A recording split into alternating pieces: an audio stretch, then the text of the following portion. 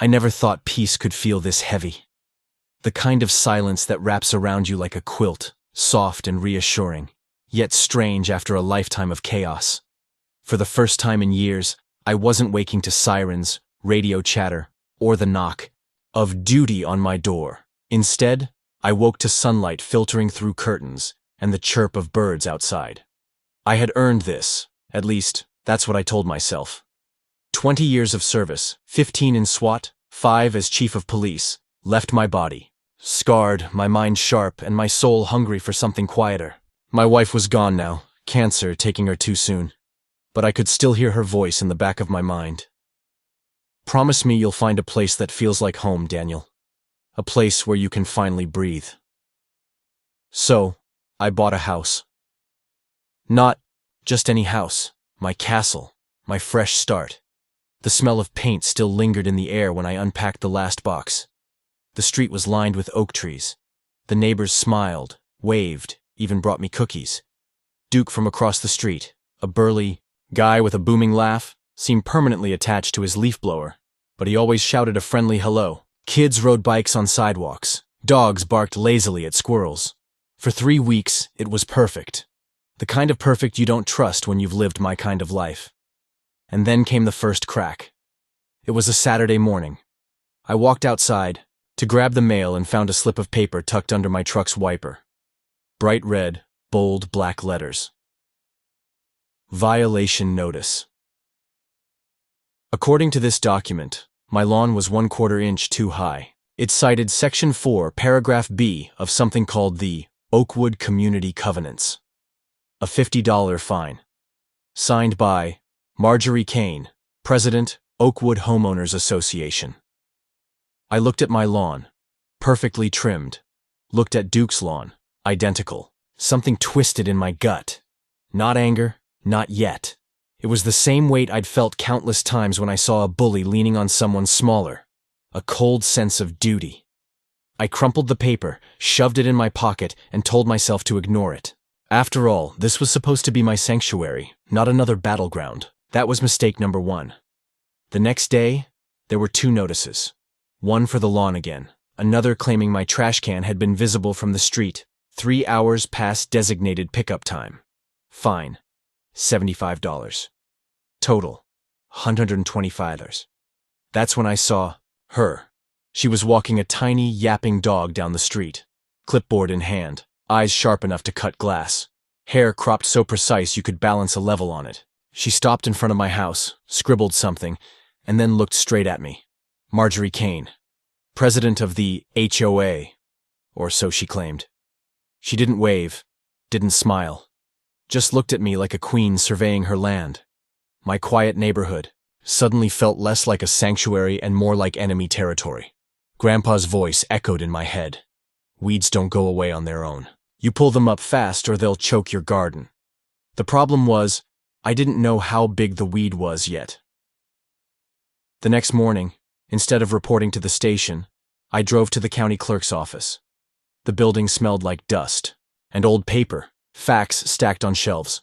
Facts don't bend, facts don't lie. I gave the clerk the name. Oakwood Homeowners Association, she typed. Frowned. Typed again. Tried variations. Finally looked up at me over her glasses. Not in this county. No HOA registered under that name. Ever. And just like that, the game changed. Marjorie Kane's mighty HOA was a fiction. A phantom kingdom she'd conjured, with letterhead, clipboards, and red paper. I could have walked straight to her door with a certified letter proving she had no authority. Could have ended it. But people like her don't stop. You scare them, they shift, change names, target someone new. No.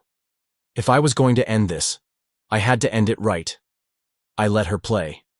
And she escalated exactly the way I knew she would.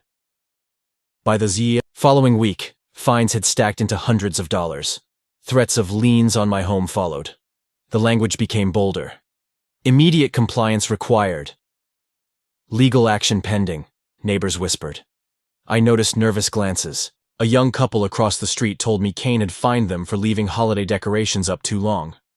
Duke laughed off his own violation. Apparently, his garden gnome was not community compliant. But underneath the jokes, I saw fear. That was her weapon. Fear of trouble. Fear of waves. Fear of standing alone. Not me. Not anymore. That evening, I pulled out an old box from my garage. Inside wasn't tools or keepsakes. It was gear. Surveillance gear. Cameras, hidden mics, encrypted alert systems. Equipment I had collected over years of operations. Legal, effective, quiet. I set cameras at corners of the house. Discreet but sharp. A button on my shirt was replaced with a high-fidelity microphone. And a black ring on my finger, innocent to anyone else, was my panic button. 2 taps, and my lieutenant, Danny Reyes, would have live video, live audio, and my location streamed instantly. I wasn't just a homeowner anymore. My house became an observation post, a trap. And sure enough, Kane stepped right into it. The next notice wasn't slipped under my wiper. It was nailed to my front door. Red ink, bold letters. Failure to comply, $500, lion to be filed, forgery, fraud, extortion. But fear doesn't need to be legal to be powerful. I crumpled it, tossed it, and waited. The storm came on a gray morning. Around 10 o'clock, a dark SUV rolled up. Tinted windows. 2 men stepped out. They wore what might have fooled a casual observer. Navy shirts, shiny badges, shoulder patches. But to me, a man who had trained real cops for decades, they were as fake as a $3 bill. And then she stepped out. Kane. Clipboard in hand, face alight, with smug triumph. They pounded on my door. I opened it calmly. "Can I help you?" "Daniel Cross?" The bigger one puffed his chest. "We have a warrant for your arrest." He held up a paper. I took it. Another masterpiece of forgery. Fake seal. Judge's name who'd been retired for years. Charges. Criminal defiance of community bylaws. Not a thing. Kane smirked. "You were warned, Mr. Cross. Oakwood does not tolerate lawbreakers." I raised my hands slowly. "No trouble. I'll comply." The relief on their faces was almost comical. They slapped cheap cuffs on me. Too tight, too sloppy. Kane sneered. "Wipe that grin off your face. You're in serious trouble." I smiled. Wider, because every second was being filmed, every word recorded, every neighbor watching. They led me down the walk. The perp walk. A show for the street. Neighbors peeked from blinds. Duke raised his phone, filming openly.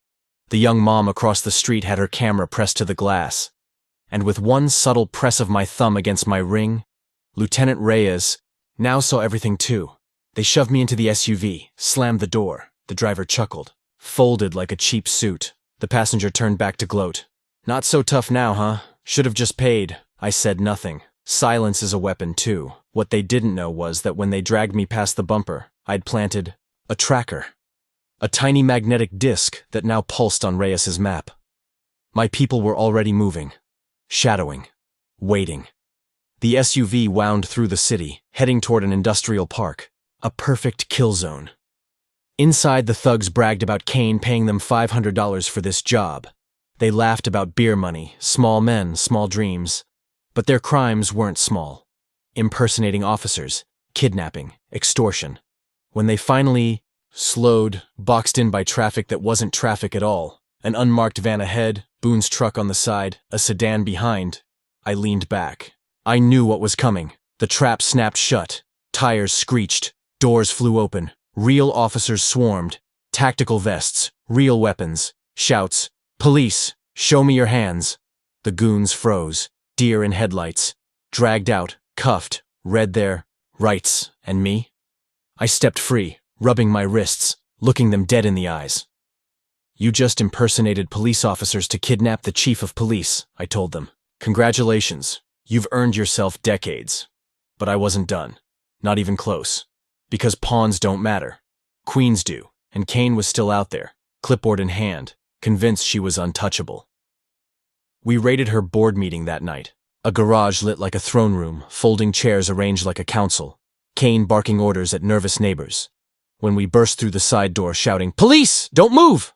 Her face went from smug to shocked to terrified in 3 seconds flat. She ran. Boone blocked her. I cuffed her myself. Marjorie Kane, I said, loud enough for every neighbor watching from their porches to hear. You are under arrest for fraud, extortion, impersonation, conspiracy, and racketeering. Her reign was over. And when the judge laid down 15 years in federal prison, plus restitution to every victim she ever squeezed, I finally felt it. Silence. Not the silence of fear. The silence of peace. The kind you earn. The kind that lasts. Because, if anyone ever tries to run that game again on Oakwood Street, they won't find a frightened homeowner. They'll find me, Chief Daniel Cross, and I never lose.